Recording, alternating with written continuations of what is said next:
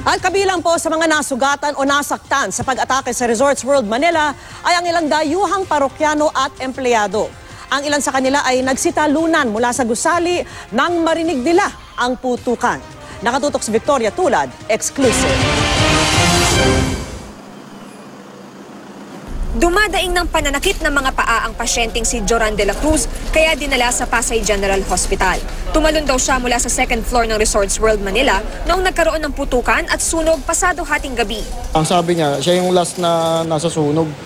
So nakalanghap na siya ng usok tapos may narinig na siya nagbabarilan. Tumalon na siya.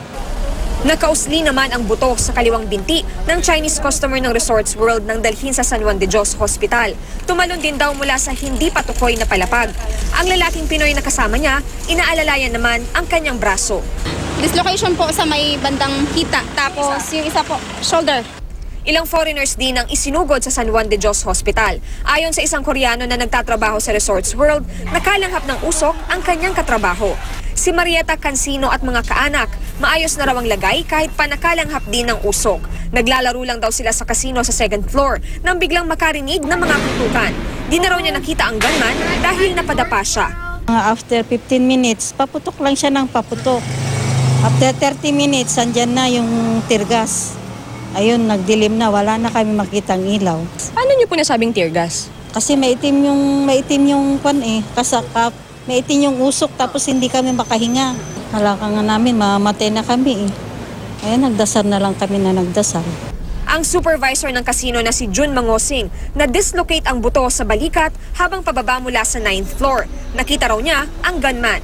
Mayroon po ako nakitang dalawa. Naka pure black and then naka-cover. Lumabas nakipagputukan. Sa second floor? Hindi, sa ground floor na. Sa ground? Sino pinapagputukan sir? Police.